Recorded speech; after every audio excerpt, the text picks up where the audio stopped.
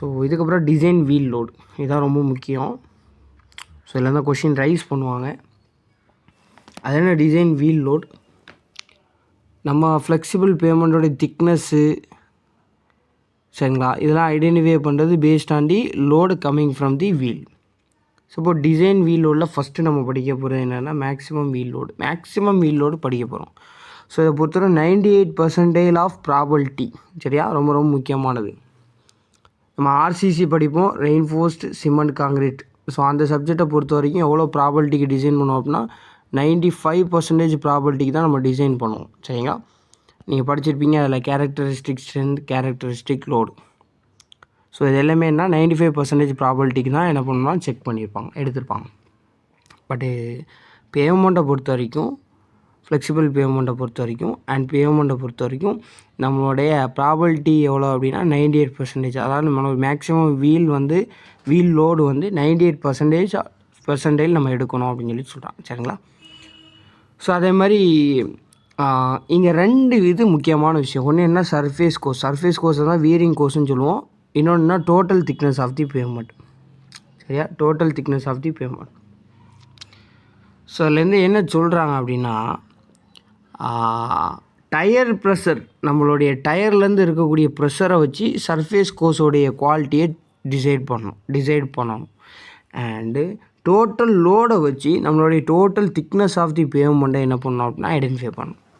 So இப்போ 2 இது நம்ம படித்தோம், கீழே சப்கிரேட் இருக்கும், சரியா, அதுக்கு மேலே பேஸ் கோர்ஸ் இருக்கும், அதுக்கு மேலே சப் பேஸ் கோர்ஸ் இருக்கும், அதுக்கு மேலே என்னது வீரிங் கோர்ஸ் இருக்கும், சரியா.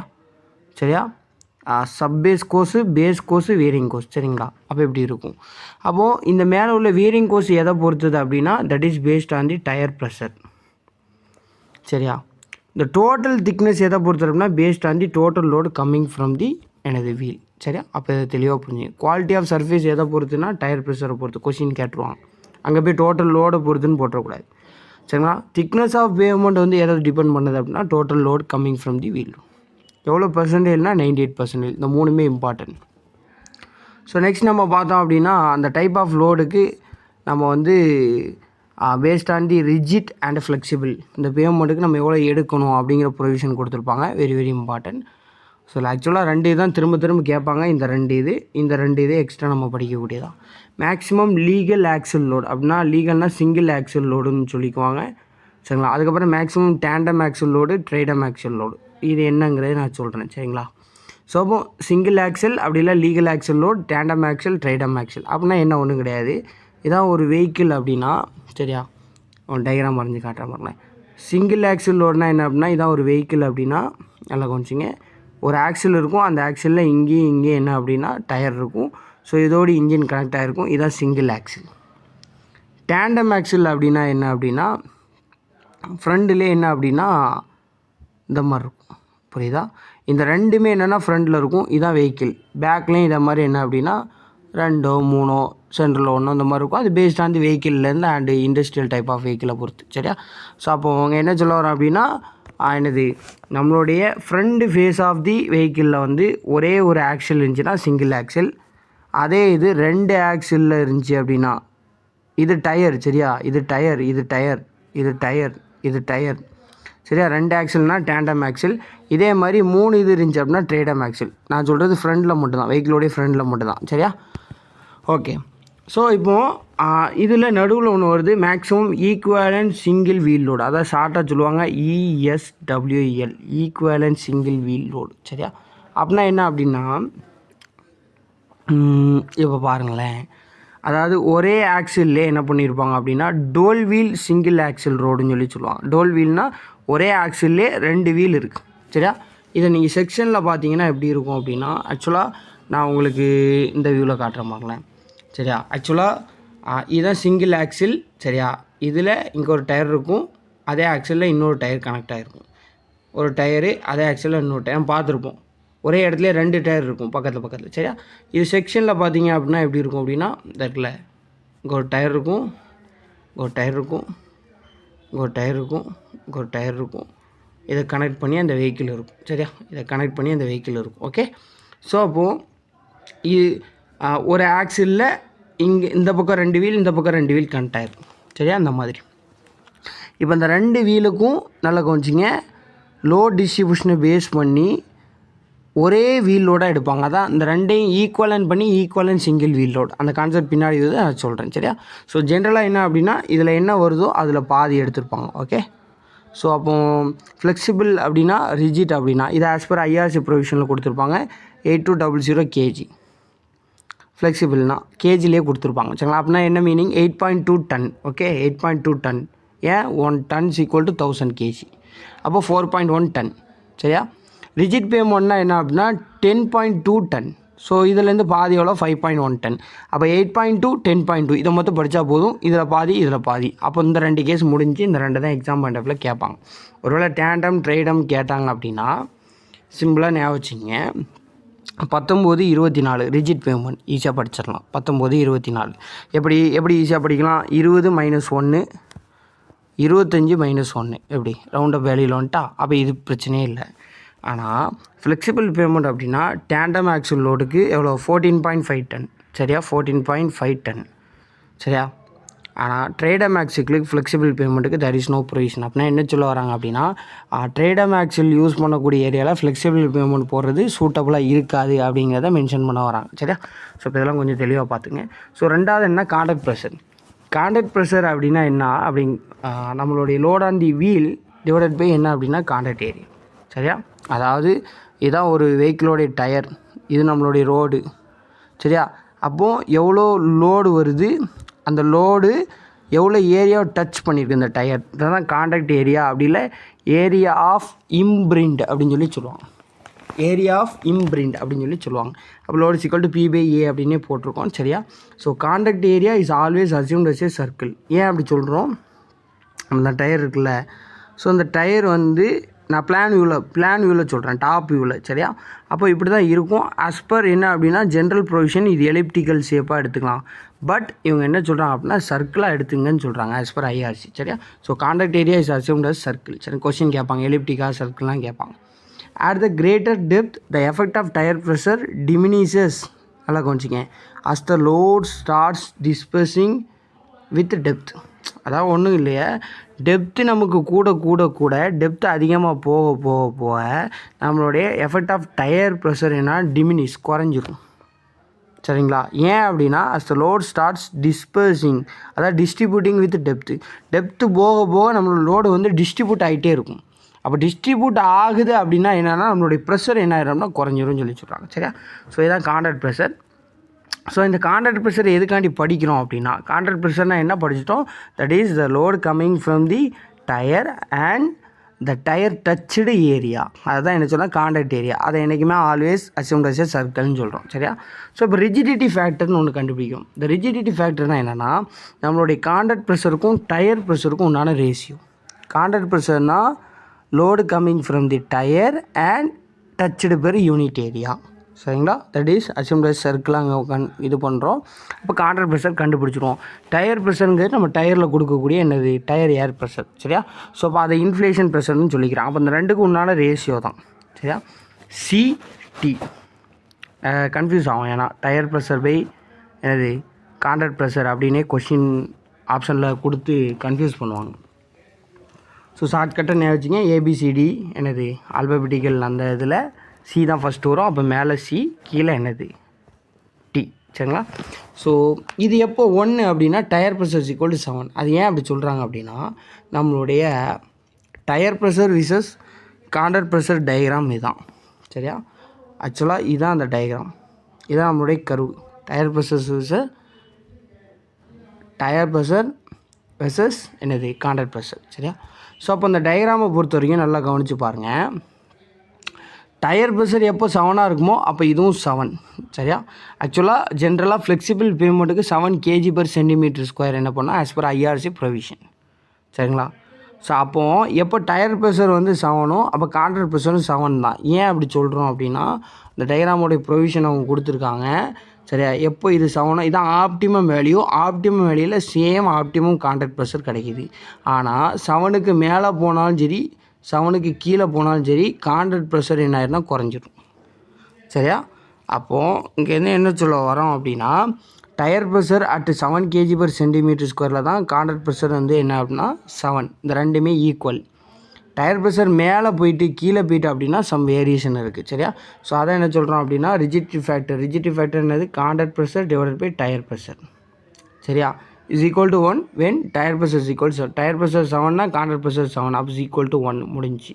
ரெண்டாவது கேஸ் என்ன சொல்கிறாங்கன்னா for low tyre pressure 7 kg விட டயர் ப்ரெஷர் கம்மி ஆகிட்டு அப்படின்னா என்ன ஆயிரும், இது 1 விட மேலே போயிடும். சரியா? அதே tyre pressure is greater than 7, இது வந்து கிரேட்டர் தென் 7 ஆகிட்டு 7.5 8 இப்படி ஆகிட்டு அப்படின்னா லெஸ் தென் 1 ஆயிரும். சரியா? அப்போ இதெல்லாம் நீங்கள் மேத்தமெட்டிக்கல் கான்செப்ட் இதெல்லாம் உங்களுக்கு தெரிஞ்சிருக்கும். ஓகே. ஸோ அதே மாதிரி ரிஜிட் பேமெண்ட்டை பற்றி இங்கே படிக்கலை, இருந்தாலும் இந்த ப்ரொவிஷன் ரொம்ப இம்பார்ட்டன்ட், அதனால் இங்கே அட்டாச்சு. சரியா? So tyre pressure for the design of என்னது ரிஜிட் பேமெண்ட் டிசைன் பண்ணுறதுக்கு எவ்வளோனா 8 kg/cm² எடுக்கும். சரிங்களா?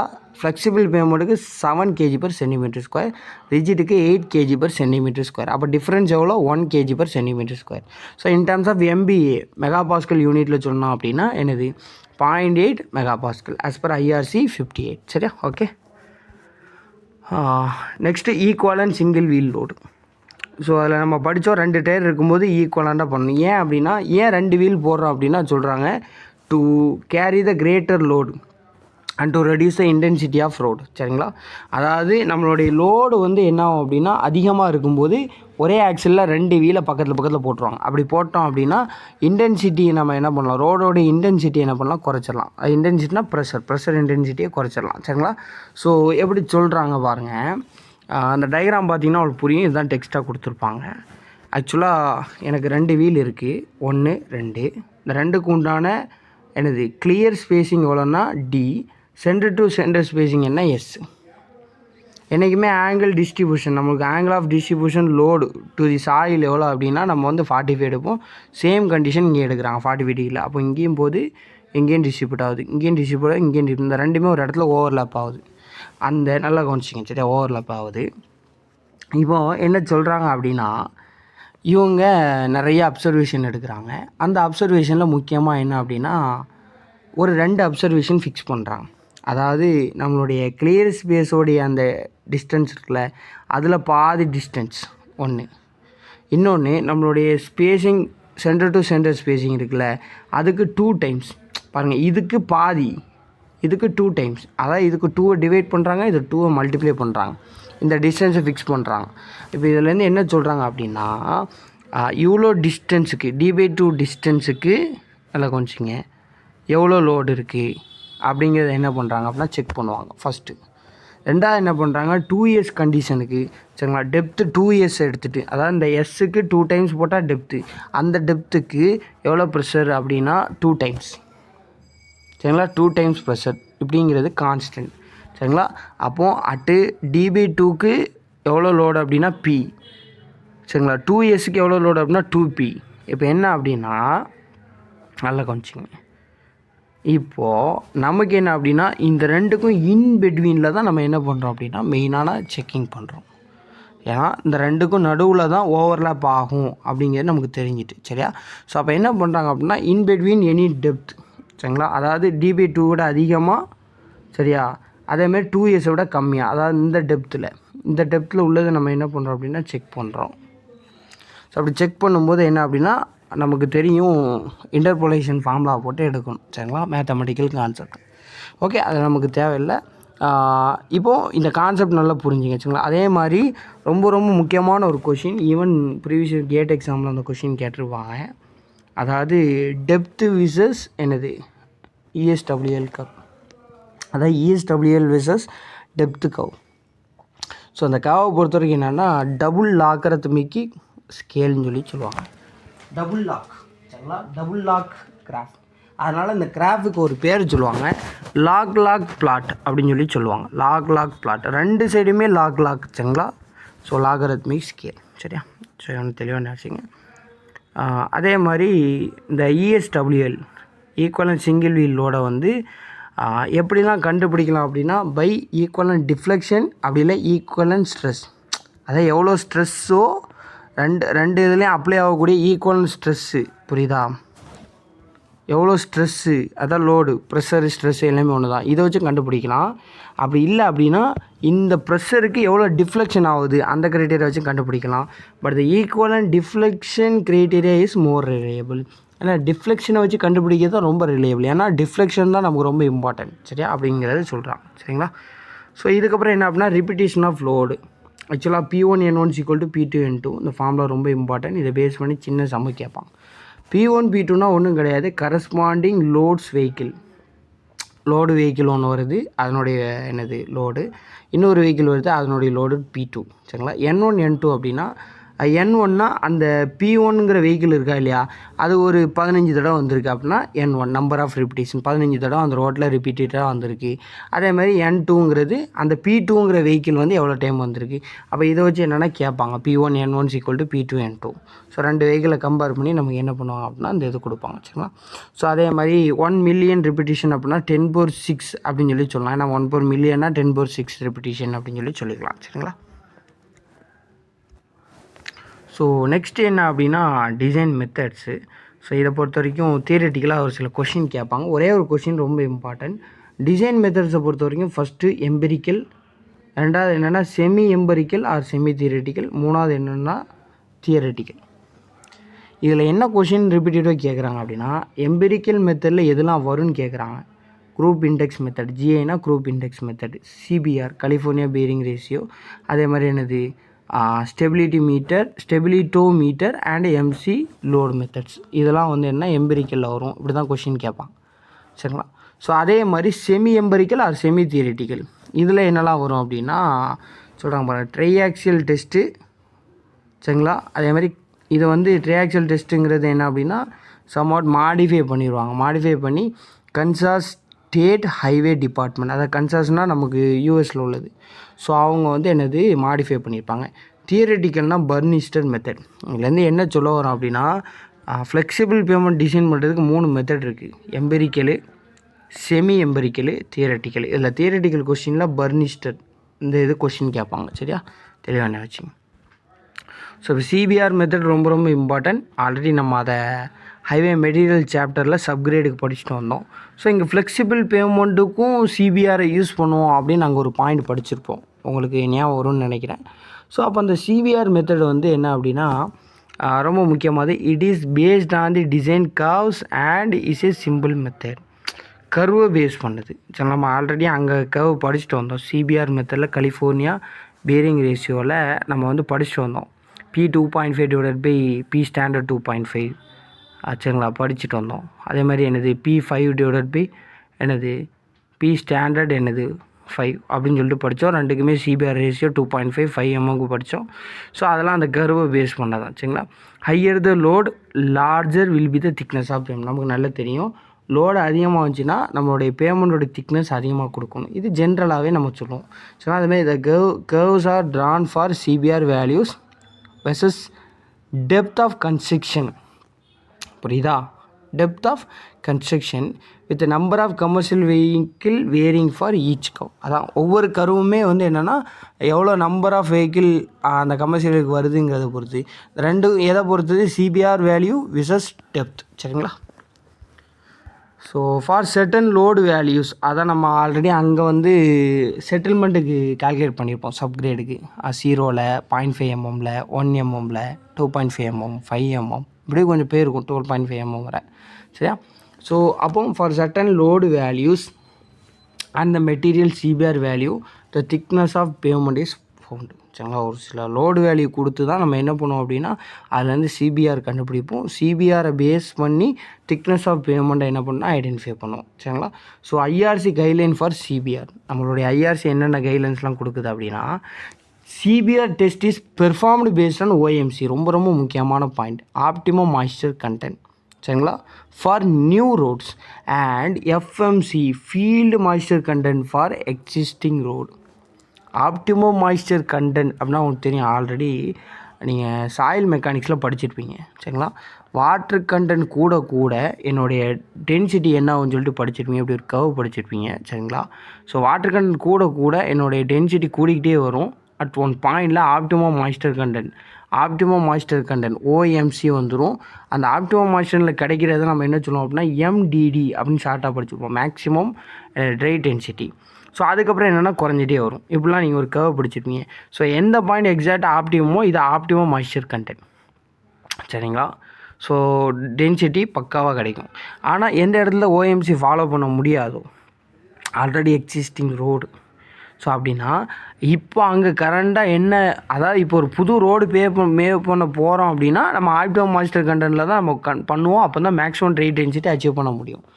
ஆல்ரெடி ஒரு ரோடு இருக்குது, அப்போ அந்த ரோட்டில் இப்போ என்ன டென்சிட்டி இருக்குங்கிறது மட்டும் தான் ஐடென்டிஃபை பண்ண முடியும். That is why field moisture content அப்படின்னு சொல்லி சொல்கிறாங்க, சரிங்களா? எக்ஸிஸ்டிங் ரோடில். சரி, ஓகே. என்ன சொல்கிறாங்க, அந்த specimen is soaked in A water for 4 days. சரி, மினிமம் 3 ஸ்பெசிமன் எடுத்து நம்ம என்ன பண்ணுறோம் அப்படின்னா அந்த பிட்டுமினஸ் அந்த மெட்டீரியலை எடுத்து ஸ்பெசிமனாக மேக் பண்ணி 4 நாள் என்ன பண்ணுறோம் வைக்கிறோம், மினிமம் 3 ஸ்பெசிமன், புரியுங்களா? ஃபார் த சப்கிரேட் சிபிஆர் நம்ம ஆல்ரெடி படிச்சிருந்தாங்க 8%. அந்த cumulative standard axle is 100 million என்னது ஸ்டாண்டர்ட் ஆக்சல்ஸ், எம்எஸ்ஏனா மில்லியன் ஸ்டாண்டர்ட் ஆக்சல்ஸ். ஸோ இந்த கேஸுக்கு என்ன பண்ணுறாங்க அப்படின்னா செக் பண்ணுறாங்க, சரிங்களா? ஸோ இதில் முக்கியமாக இந்த திக்னஸ் என்னென்ன ப்ரொவைட் பண்ணும் அப்படிங்கிறது சொல்கிறாங்க. கிரானுலர் சப்பேஸ் படித்தோம்ல, சப்பேஸு பேஸு, அதுக்கப்புறம் பிட்டுமினஸ் என்னது பிட்டுமினஸ் கோஸு, சரிங்களா? ஸோ அதான் என்ன சொல்கிறோம் அப்படின்னா சர்ஃபேஸ் வேரிங் கோஸ்ன்னு சொல்லுவோம்.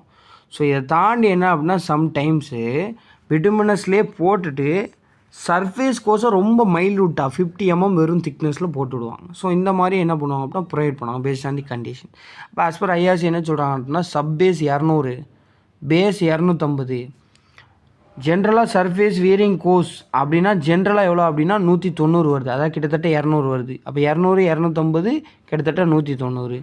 ஆனால் அதையும் அந்த பேஸுக்கு மேலேயும் 2 லேயராக போட்டாங்கனாலும் போடலாம், அப்படிப்பட்ட பாசிபிளும் இருக்குது, சரியா? Okay. Then limitation of CBR உங்களுக்கு தெரியும். லிமிட்டேஷன்னா இதில் சிபிஆர் மெத்தடை பொறுத்த வரைக்கும் ஒரு சில லிமிட்டேஷன் இருக்குது. அதில் முக்கியமான என்ன அப்படின்னா இது என்ன கொடுக்கும் அப்படின்னா only total thickness of pavement தான் கொடுக்கும், சரியா? அண்ட் நான் சொல்கிறாங்க பாருங்கள், it is based on the CBR value of subgrade alone. சப்கிரேடோட சிபிஆரை பேஸ் பண்ணி தான் ஃப்ளெக்சிபிள் பேமெண்ட்டோடைய என்னது திக்னஸை கொடுக்க முடியும், ஃபஸ்ட்டு பாயிண்ட், சரியா? ரெண்டாவது என்னன்னா thickness of individual layer not specific. ஏன்னா டோட்டல் திக்னஸ் தான் தெரியும். அப்போ நமக்கு வந்து என்னது சப் பேஸ் கோர்ஸ் இருக்குது, பேஸ் கோர்ஸ் இருக்குது, சரியா? அதுக்கு மேலே என்ன அப்படின்னா வேரிங் கோர்ஸ் இருக்குது. அப்போ எவ்ரி லேயர் எவ்வளோ திக்னஸ்க்கு போகணும் அப்படிங்கிறது தெரியும். அதனால தான் என்ன பண்ணுறாங்க அப்படின்னா ஐஆர்சி கைட்லைன் படி என்ன பண்ணுறாங்கன்னா இவ்வளோ வைங்கன்னு சொல்கிறாங்க.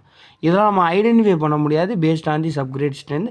எவ்வளோ தனித்தனி திக்னஸாக வைக்கணும்னு தெரியாது, டோட்டல் திக்னஸ் தான் தெரியும், சரியா? ஸோ அதனால் மினிமம் இந்த ரேஞ்சில் வைங்கன்னு ஐஆர்சி ப்ரொவிஷன் கொடுக்குறாங்க. சரி பாருங்கள். மூணாவது damaging the effect of heavier loads and their frequency are not taken into consideration. அதாவது ஹெவியர் லோடு வர்றதுனால ஹெவியர் லோடுனால டேமேஜ் ஆகும். ஸோ அந்த டேமேஜிங்கையும் அண்ட் ஆல்சோ நம்ம இது ரிப்பீட்டிட்டிவாக ஃப்ரீக்வன்சியாக திரும்ப வருது. ஸோ இதையும் கன்சிடர் பண்ணிலாம் நம்மளோட என்னது டிசைன் திக்னஸ் கொடுக்க முடியாது.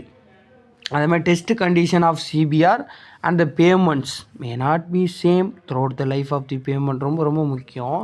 நம்ம சிபிஆர் கலிஃபோர்னியா பீரிங் ரேஷியோ பண்ணுறோம் டெஸ்ட் கண்டிஷனில். ஆனால் பேமெண்ட்டு நல்லா கொஞ்சிங்க, அந்த பேமெண்ட்டுக்குமே பண்ணுறோம். ஆனால் இது throughout the life period of pavement இருக்குமா அந்த கண்டிஷன் அப்படின்னு பார்த்தோன்னா இருக்காது. ஏன்னா ஒரு சில நேரத்தில் மழை பெய்யும், ஒரு சில நேரத்தில் குளிர் அடிக்கும், ஒரு சில நேரத்தில் வெயில் அடிக்கும். அப்போ based on the situation, based on the condition, based on the atmospheric effect it will change, சரியா? ஸோ ஃபைனலாக என்னன்னா the load penetration curves do not vary. Load versus penetration, சரிங்களா? எவ்வளோ லோடுக்கு எவ்வளோ பெனிட்ரேட் ஆகுது அப்படிங்கிற do not vary if the road is single lane or multi lane. எப்படி? ஏன்னா சிங்கிள் லேன் மல்டி லேன் அந்த ரெண்டுக்கும் என்னது சிங்கிள் லேனில் ஒரு மாதிரி, மல்டி லேனில் ஒரு மாதிரி, இப்படிலாம் வேரி ஆகாது. எந்த லேனாக இருந்தாலும் லோட் பெனிட்ரேஷன் கர்வ் சேம் தான். டு நாட் வேரி அப்படின்னா என்னது? வேரி ஆகாது, அட் இஸ் கான்ஸ்டன்ட் அப்படின்னு சொல்லி சொல்கிறாங்க. அப்போ சிங்கிள் லேன் மல்டி லேனை தனித்தனியாலாம் அதுக்கெலாம் டிசைன் பண்ண முடியாது. எந்த லேன்னாலும் சரி தான், இது வேரி ஆகாமல் இப்படி தான் இருக்கும் அப்படின்னு சொல்லி சொல்கிறாங்க, சரிங்களா? ஸோ ஃபைனலாக என்ன அப்படின்னா ஆஸ் பர் மாடிஃபைடு சிபிஆர், சரிங்களா? சிபிஆரை வந்து மாடிஃபை பண்ணாங்க அப்படின்னு சொல்லிட்டு நம்ம படித்தோம் by Kansas State Highway Department. So அதுலேருந்து என்ன சொல்கிறாங்க அப்படின்னா இந்த சிஎஸ்ஏ கண்டுபிடிக்கணும். அதாவது குமுலேட்டிவ் ஸ்டாண்டர்ட் ஆக்சல் அப்படின்னு சொன்னோமா, எவ்வளோ number of standard axle. Standard ஆக்சல்னால் என்னது, நம்மளுடைய அந்த என்னது ஒரு ஆக்சலில் 2 வீல் இருந்துச்சா அதான் ஸ்டாண்டர்ட் ஆக்சல்னு சொல்லுவோம். ஸோ இந்த மாதிரி குமுலேட்டிவாக எவ்வளோ நம்பர் ஆஃப் ஸ்டாண்டர்ட் ஆக்சல் இருக்குது அப்படிங்கிறத கண்டுபிடிக்கிறதுக்கு ஒரு formula 365 × 1 + r the whole power n -1 divided by r ADF. இதில் நல்லா கவனிச்சிங்க, என்னங்கிறது உங்களுக்கு தெரியும், மில்லியன் ஸ்டாண்டர்ட் ஆக்சல், எம்எஸ்சின்னு ஸ்டார்ட்டாக சொல்லுவோம். ஆறுங்கிறது ரேட் ஆஃப் க்ரோத், சரிங்களா, பெர் இயர். இது ஆல்ரெடி நம்ம 7.5% அப்படின்னு சொல்லிட்டு நம்ம ஆல்ரெடி என்னது பார்த்துட்டு வந்தோம், சரிங்களா. கொடுக்கலன்னா 7.5% எடுத்துக்கணும். என்னங்கிறது டிசைன் லைஃப், நமக்கு தெரியும், டிசைன் லைஃப் பீரியட். ஸோ இதில் ஏ அப்படிங்கிற என்ன சொல்கிறாங்க, அதே மாதிரி டினா என்ன சொல்கிறாங்க, எஃப்னா என்ன, இந்த 3மே முக்கியம், சரிங்களா. ஏங்கிறது என்ன சொல்கிறாங்கன்னா traffic at the time of completion of construction. எப்போ கன்ஸ்ட்ரக்ஷன் கம்ப்ளீட் பண்ணுவோம், உதாரணத்துக்கு இப்போ ப்ராஜெக்ட் ஆரம்பிக்கிறோம். ஸோ இந்த ரோடு போடுறதுக்கு உதாரணத்துக்கு வந்து ஒரு வருஷம் ஆகணும் வைங்களா, உதாரணத்துக்கு சொல்கிறேன், சரியா. அப்போ அந்த ஒரு வருஷம் எண்டில் எவ்வளோ டிராஃபிக் இருக்கும், அப்போ அதுதான் வந்து என்ன அப்படின்னா traffic at the time of completion of construction, சரிங்களா. குமுலேட்டிவ் வெஹிக்கிள் பெர் டே, ஒரு நாளைக்கு எவ்வளோ வெஹிக்கிள் வருங்கிற யூனிட்டில் சப்ஸ்டிட் பண்ணணும். எஃப்ங்கிறது என்ன சொல்கிறாங்க அப்படின்னா வெஹிக்கிள் டேமேஜ் ஃபேக்டர் அப்படின்னு சொல்லி சொல்கிறாங்க, வெஹிக்கிள் டேமேஜ் ஃபேக்டர். அதே மாதிரி என்னது டி, சரிங்களா.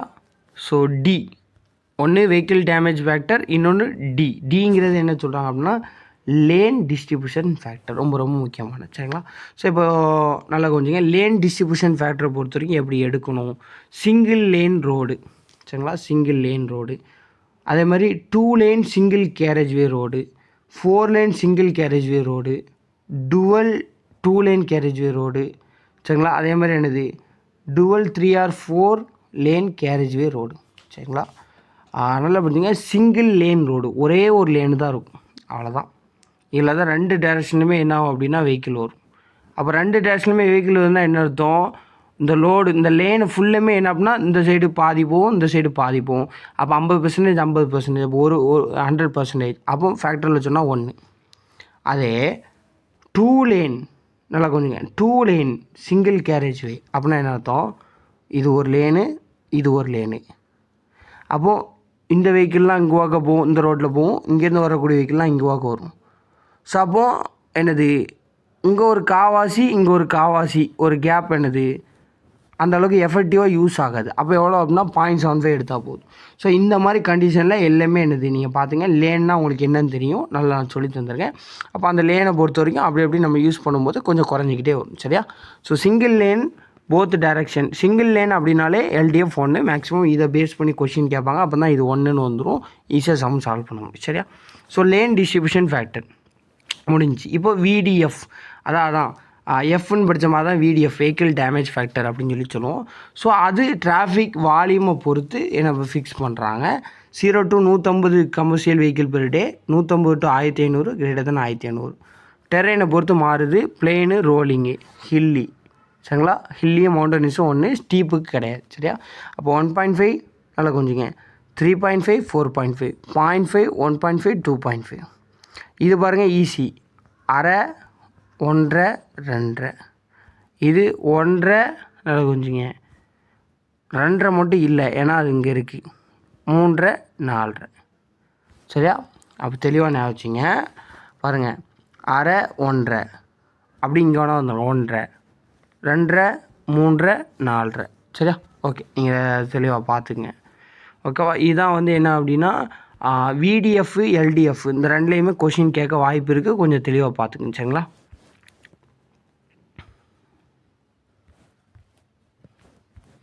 ஸோ நெக்ஸ்ட் என்ன சொல்கிறாங்க அப்படின்னா ஒரு பாயிண்ட் சொல்கிறாங்க பாருங்கள், டிராஃபிக் இன் 1 டைரக்ஷன், நல்லா கொஞ்சங்க, இதான் ஒரு road, traffic in 1 direction is equal to, இது எதுக்கு ஈக்குவல் அப்படின்னா half of the total traffic in both direction. ஒரு ரோடில் 2 டைரக்ஷனில் என்னது டிராஃபிக் இருக்குல்ல, இந்த 2க்கும் என்ன டிராஃபிக்கோ அதில் பாதி தான் 1 டைரக்ஷன். அதாவது போத் டைரக்ஷனில் என்ன டிராஃபிக் வால்யூம் வருதோ அதில் பாதி தான் 1 டைரக்ஷனுக்குன்னு சொல்லி சொல்கிறாங்க, உங்களுக்கே தெரியும், /2.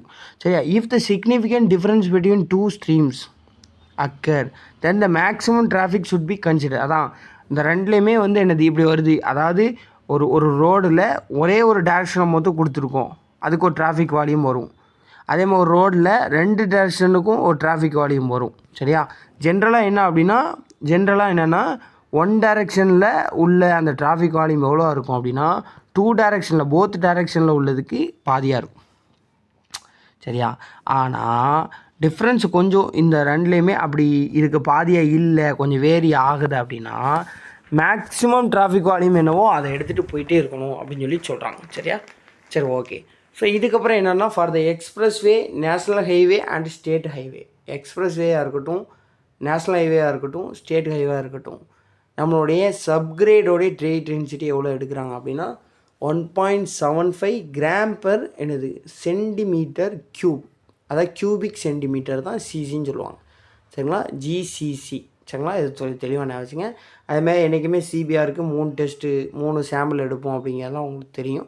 ஸோ அப்படி எடுத்து அதனுடைய வேரியேஷன் வந்து எப்படி இருக்கணும் அப்படிங்கிறது சொல்கிறாங்க. சிபிஆருடைய வேரியேஷன் என்ன மாதிரி இருக்கலாம் அப்படின்னா, சிபிஆர் பர்சன்டேஜ் வந்து நல்லா கொஞ்சிங்க 5% தான் இருக்குது அப்படின்னா, 5%னால் என்ன அர்த்தம்? சிபிஆர் 5%னால் நம்மளுடைய கலிஃபோர்னியாவில் உள்ள புரோக்கன் அக்ரிகேட்ஸோடைய ஸ்ட்ரென்த் எவ்வளவோ அந்த ஸ்ட்ரென்த்துக்கு 5% இருக்குதுன்னு அர்த்தம். ஸோ இப்படி 5% இருந்துச்சு அப்படின்னா அதனுடைய அந்த 3 சாம்பிளோடைய வேரியேஷன் +or-1 இருக்கலாம். அந்த reading value 5 to 10னா +or-2, 11 to 30னா +or-3, greater than 31னா +or-5. இதெல்லாம் கொஞ்சம் ஞாபகம் வச்சுங்க. If the variation more then the specified value, நல்லா கொஞ்சிங்க, இந்த இந்த இந்த இருக்குல்ல இந்த வேரியேஷன் இதை விட அதிகமாக வந்துட்டு 5% சிபிஆருக்கு உதாரணத்துக்கு +or-3 அந்த மாதிரி வருதுன்னா 6 sample to be tested. 6 sample எடுத்து டெஸ்ட் பண்ணுவோம். சரியா? ஸோ இதை கொஞ்சம் தெளிவாக நான் வச்சுங்க. இந்த மாதிரி கொஷின் கேட்பாங்க. சிபிஆரில் வந்து நமக்கு வந்து என்னது அந்த ஸ்பெசிஃபைடு என்னது வேரியேஷனை விட அதிகமாகிட்டு அப்படின்னா எவ்வளோ நம்பர் ஆஃப் சாம்பிள் எடுக்கணும்னு கேட்பாங்க. 6 சாம்பிள் எடுக்கணும். சரியா? ஸோ இதுக்கப்புறம் ஃபைனலாக என்ன அப்படின்னா red ink, fatigue and red ink criteria. சரிங்களா? ஸோ இதில் என்ன சொல்கிறாங்க அப்படின்னா the total cumulative standard axial, நம்ம சிஎஸ்சின்னு படித்தோம்ல, அதுதான் அதை கண்டுபிடிக்க தான் அந்த ஃபார்மில் ஒன்று படித்தோம். 365 × 1 + r⁻n-1. சரியா? என்னது ஏடிஎஃப் இப்படிலாம் ஒரு ஃபார்முலா படிச்சுட்டு வந்தோமா. ஸோ அதை வச்சு நம்பர் ஆஃப் குமுலேட்டிவ் என்னது ஸ்டாண்டர்ட் ஆக்சில் கண்டுபிடிச்சிடலாம். சரிங்களா? ஸோ அதான் சொல்கிறாங்க the number of cumulative standard axle to produce 20% cracked surface area of the bitumen ஈஸ்ட் என்னது அதுக்கு ஒரு ஃபார்முலா சொல்கிறாங்க. என்ன சொல்கிறாங்க? தட் இஸ் என்னது இதுதான் ஃபேட்டிக் கண்டிஷன் சொல்லி சொல்கிறாங்க. 20% கிராக்டு சர்ஃபேஸ் ஏரியா க்ரியேட் பண்ணுறதுக்கு எவ்வளோ என்னது number of cumulative standard axle என்னது தேவை அப்படிங்கிறத என்ன பண்ணுறாங்க அப்படின்னா ஃபார்முலாவை கொடுக்குறாங்க. 2.21 டிவைடட் பை × 1/ε² 3.89 × 1/e⁻0.849 × 10⁻⁴. ஆக்சுவலாக அந்த ஃபார்முலாலாம் இது வரைக்கும் கேட்டது கிடையாது. அதனால் இது படிக்கலாம் வேண்டாம், லைட்டாக சும்மா பார்த்துக்குங்க. சரியா? கன்ஃபியூஸ்லாம் ஆக வேண்டாம். ஸோ எப்சலானுங்கிறது என்னென்னா tensile strain at the bottom of bituminous layer. ஈனா உங்களுக்கு தெரியும், யங் ஸ்மாலஸ் உங்களுக்கு தெரியும். சரியா? ஸோ இதுக்கப்புறம் என்ன ரெட்டிங் க்ரைட்டீரியா பொறுத்த வரைக்கும் என்ன சொல்கிறாங்கன்னா number of cumulative standard axle to produce rutting of 20 mm. அதாவது நல்லா கொஞ்சிங்க, ஃபேட்டிக்னா என்ன, ரெட்டிங்னா என்ன, இந்த ரெண்டை மட்டும் புரிஞ்சுங்க. எவ்வளோ சிஎஸ்சியே தேவை, சிஎஸ்சினா குமுலேட்டிவ் ஸ்டாண்டர்ட் ஆக்சில் தேவை to produce 20% cracked surface area. அப்போது கிராக்கிங்கை பேஸ் பண்ணி 20% கிராக்கிங்கை பேஸ் பண்ணி 20% கிராக்கிங் ஏற்படுத்த எவ்வளோ நம்பர் ஆஃப் சிஎஸ்சியை தேவைங்கிறது என்ன அப்படின்னா ஃபேட்டிக் கண்டிஷனுக்கு பண்ணக்கூடிய டிசைன். சரியா? ஸோ அதான் ஃபேட்டிங் க்ரைட்டீரியா பேஸ் பண்ணி சொல்கிறது. ஸோ அதே ரெட்டிங் அப்படின்னா 20 mm ரெட்டிங்னா நீங்கள் படிச்சிருக்கீங்க ஃப்ளெக்சிபிள் ஃபெயிலியரில். சரிங்களா? ரெட்டிங்னா என்னது கொஞ்சம் ஷார்ட் டெப்ரெஷன் ஆகுறது. சரிங்களா? அந்த ரோடு வந்து கொஞ்சம் டிப்ரெஸ் ஆகிருக்கும். ஸோ அதுதான் வந்து என்ன சொல்கிறோம் அப்படின்னா ரெட்டிங் க்ரைட்டீரியான்னு சொல்கிறோம். ஸோ அதனுடைய ஃபார்முலா பார்த்துங்க 4.1656 1/ε த ஹோல் பவர் என்னது 4.5337 × 10⁻⁻. இதில் ஒன்றே ஒன்று தான் கேட்பா, ரெட்டிங் ரேடியஸ் பேஸ்ட் ஆன் என்னது ஸ்ட்ரெயின். ஆனால் ஆனால் ஃபேட்டிக் ரேடியா பேஸ்ட் ஆன் என்னது strain and also Young's models. இப்படி தான் கொஷின் கேட்பாங்க தியரிட்டிக்கலாக. சரியா, இதை மொத்தம் கொஞ்சம் தெளிவாக படிச்சிங்க. ஸோ ஃபைனலாக ஒன்று ஈக்குவாலன்சி ஃபேக்டர். ஈக்குவாலன்சி ஃபேக்டர் அப்படின்னா என்ன அப்படின்னா, அதாவது நம்ம ஸ்டாண்டர்ட் ஆக்சல் லோடு படிச்சுட்டு வந்தோம் அப்படி தானே. ஸ்டாண்டர்ட் ஆக்சல் லோடு வந்து சிங்கிளுக்கு எவ்வளோ ஆனது 8200 ஃப்ளெக்சிபிளுக்கு, டேண்டம்க்கு எவ்வளோ 14500. இதே ஈக்குவலன் சிங்கிள் வேணுன்னா 8200 பாதி 4100. நீங்கள் அந்த டேபிளில் படிச்சிருப்பீங்க இருக்கும். ஸோ இப்போ என்ன சொல்ல வரோம் அப்படின்னா, இது நம்மளுடைய என்னது ஸ்டாண்டர்ட் ஆக்சல் லோடு. மேலே உள்ளது என்ன அப்படின்னா actual load for the present vehicle. Actual load for the present vehicle. சரியா, த ஹோல் பவர் 4 போட்டோம் அப்படின்னா இதான் என்ன சொல்லணும், ஈக்குவலன்சி ஃபேக்டர். சரிங்களா, அதாவது 4 டைம்ஸ் ஏன் போடுறோம் அப்படின்னா ஆக்சுவலாக 4 பங்காக பிரிப்பாங்க. சரியா, 4 பங்குனா ஆக்சுவலாக காவாசி. ஈக்குவலன்சி ஃபேக்டர் கண்டுபிடிக்கிறது என்ன பண்ணால் எவ்ரி 15 மினிட்ஸ் என்ன பண்ணுவாங்க அப்படின்னா லோடை ஐடென்டிஃபை பண்ணி பவர் 4 போட்டாங்கன்னா என்னது, ஸோ அது 4th பவர் லா அப்படின்னு சொல்லி சொல்லுவாங்க ஈக்குவலன்சி ஃபேக்டர். சரிங்களா, so to find the damaging effect of any load with respect to standard axle load, இதான் என்ன சொல்கிறோம் அப்படின்னா ஈக்குவலன்சி ஃபேக்டர்னு சொல்லி சொல்கிறோம். இந்த பவர் 4th லா அதை ஞாபகம் வச்சுங்க. சரிங்களா, ஸோ இதான் வந்து என்ன ஃப்ளெக்சிபிள் பேமெண்ட்டோடைய டிசைன். ஓகேங்களா, ஸோ இதில் பொறுத்த வரைக்கும் நான் சம் எதுவுமே உங்களுக்கு எக்ஸ்பிளைன் பண்ணல, பட் நான் சம் உங்களுக்கு ப்ராக்டிஸ்க்கு தரேன். ஸோ அதில் நீங்கள் ப்ராக்டிஸ் பண்ணுங்கள். கண்டிப்பாக இந்த சாப்டரை பொறுத்த வரைக்கும் என்ன கேட்பாங்க அப்படின்னா டேரெக்டாக அந்த ஃபார்முலா கேட்பாங்க. சரிங்களா, அந்த ஃபார்முலா ரொம்ப இம்பார்ட்டன்ட் இருக்குல்ல. இந்த ஃபார்முலா பெரிய ஃபார்முலாவாக இருக்க மாதிரி இருக்கும், ஆனால் ரொம்ப சின்ன 365 × 1 + r the whole power n - 1 divided by r ADF. So இது ரொம்ப இம்பார்ட்டன்ட். இந்த ஃபார்முலாவே டேரெக்டாக கேட்பாங்க. சரிங்களா, ஸோ ரெண்டாவது என்ன கேட்பாங்க அப்படின்னா இதில் இந்த பர்னிஸ்டர் மெத்தடு தான் தியரிட்டிக்கல் மெத்தட் அப்படிங்கிற கொஷின் கேட்பாங்க. சரியா, இதை கொஞ்சம் தெளிவாக பார்த்துங்க. Repetition of load P1N1 = P2N2 சின்ன சம்மு கேட்கலாம். ஈக்குவலன் சிங்கிள் லோடு கான்செப்ட்டு கேட்கலாம். சரிங்களா, D/2 டெப்த்தில் எடுப்போம், 2Sல எடுப்போம் அப்படிங்கிறது கேட்கலாம். சரிங்களா, அதை தாண்டி என்ன அப்படின்னா இந்த டயர் ப்ரெஷரு கான்டாக்ட் ப்ரெஷரை வச்சு ரிஜிடிட்டி ஃபேக்டர் இந்த ரேஷியோலாம் கேட்கலாம், ரொம்ப முக்கியம். அதில் ஃப்ளெக்சிபிள் பேமெண்ட்டுக்கு 7 kg/cm² டயர் ப்ரெஷரு, ரிஜிட் பேமெண்ட்டுக்கு 8 kg/cm² டயர் ப்ரெஷரு. இது ரொம்ப இம்பார்ட்டன்ட். சரிங்களா, ஸோ இதுக்கப்புறம் கான்டாக்ட் ப்ரெஷர்னால் உங்களுக்கு என்னென்ன சொல்லியிருந்தேன். இந்த இது கேட்பாங்க. சரிங்களா, வீல் லோடு கேட்பாங்க, மேக்ஸிமம் வீல் லோடு. ஸோ இதுக்கப்புறம் வந்து anticipated traffic very important. A = P × 1 + r⁴n. இந்த ஃபார்முலா ரொம்ப இம்பார்ட்டன்ட். அதில் rate of growth of traffic 7.5%. இந்த question previous year question. A = P × 1 + r⁴ என்னது the r the whole power n. இந்த formula ரொம்ப important, சம்மே கேட்பாங்க. டிசைன் லைஃப் கேட்பாங்க. நான் ஆல்ரெடி ஷார்ட்டாக சொன்னேன் 10 to 20 20 to 30. சரியா, ஸோ இதை கொஞ்சம் தெளிவாக படிச்சிங்க. இது போக 24/7 அப்புறம் என்ன கோர்ஸ் என்ன லேயர்லாம் இருக்குதுன்னு சொல்லுவாங்க. ஃப்ளெக்சிபிள் பேமெண்ட் டிசைனுக்கு IRC 37, ரிஜிட் பேமெண்ட் டிசைனுக்கு IRC 58. இயர் மொத்தம் நீங்கள் கொஞ்சம் அப்டேட் பண்ணிங்க. இவ்வளோ தான் இந்த chapter. Okay, thank you so much.